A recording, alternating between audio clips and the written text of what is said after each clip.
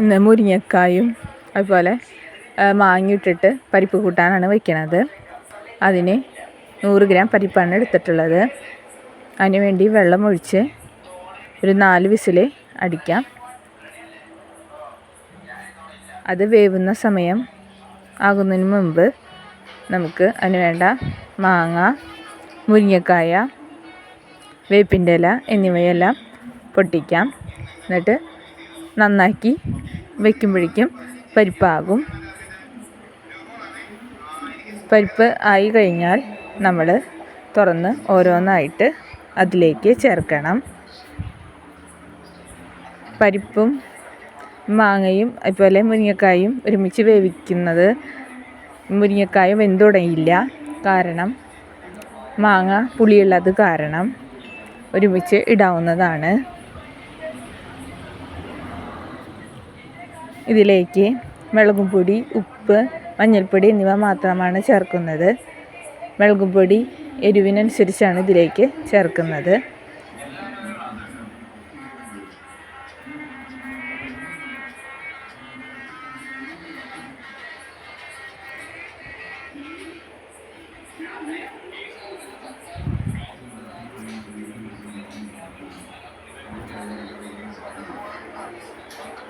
ഇതിട്ടിട്ട് ഒരു വിസിലേ കൊടുക്കണ്ടോ, അതിന് കൂടുതൽ കൊടുക്കരുത്. ഒരു വിസിലാകുമ്പോഴേക്കും ഓഫാക്കി വിസിൽ കളഞ്ഞ് വെക്കണം.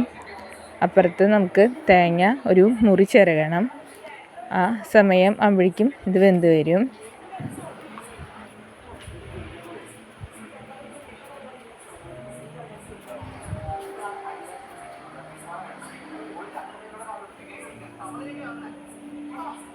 എന്നിട്ട് നമ്മൾ ചീഞ്ചട്ടി വെച്ചിട്ടുണ്ട്.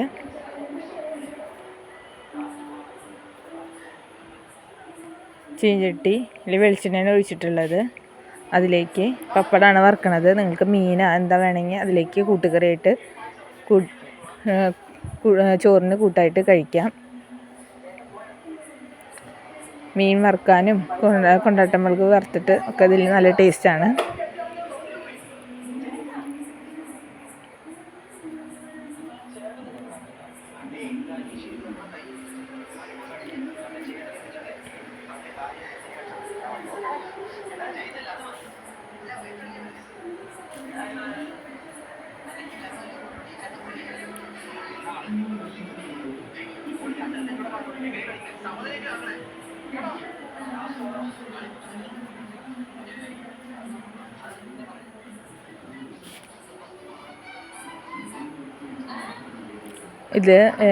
ഇതിൽ തന്നെയാണ് കൂട്ടാനുള്ളത് താളിക്കുന്നത്. ഇതിൽ കടുക്, വെളുപ്പിൻ്റെ ഇല ഇട്ടിട്ടാണ് കൂട്ടാൻ താളിക്കുന്നത്. ഇത് ലാസ്റ്റ്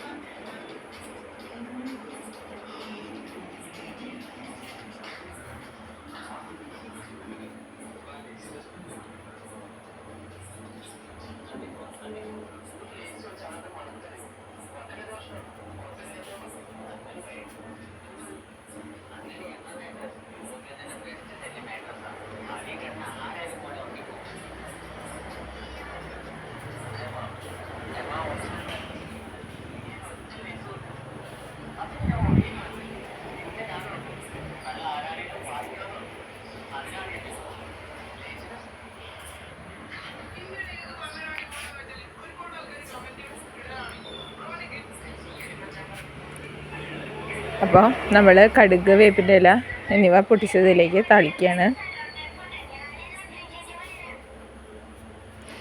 അതിന് മുന്നേ നമ്മൾ അരച്ച് വെച്ചിട്ടുള്ള തേങ്ങ ഇതിലേക്ക് ഒഴിച്ചിട്ട് ലാസ്റ്റ് തിളപ്പിച്ചിട്ടാണ് ഒന്ന് തള വരുമ്പോഴേക്കും ഓഫാക്കാം. എന്നിട്ടാണ് നമ്മൾ കൂട്ടാനിലേക്ക് താളിക്കുന്നത്.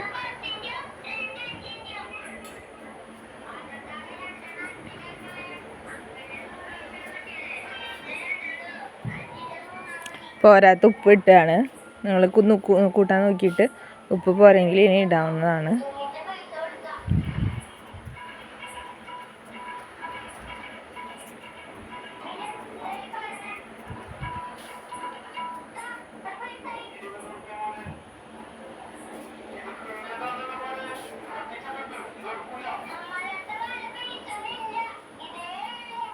അപ്പോൾ ഇനി പുതിയൊരു വീഡിയോ ആയിട്ട് നമുക്ക് കാണാം.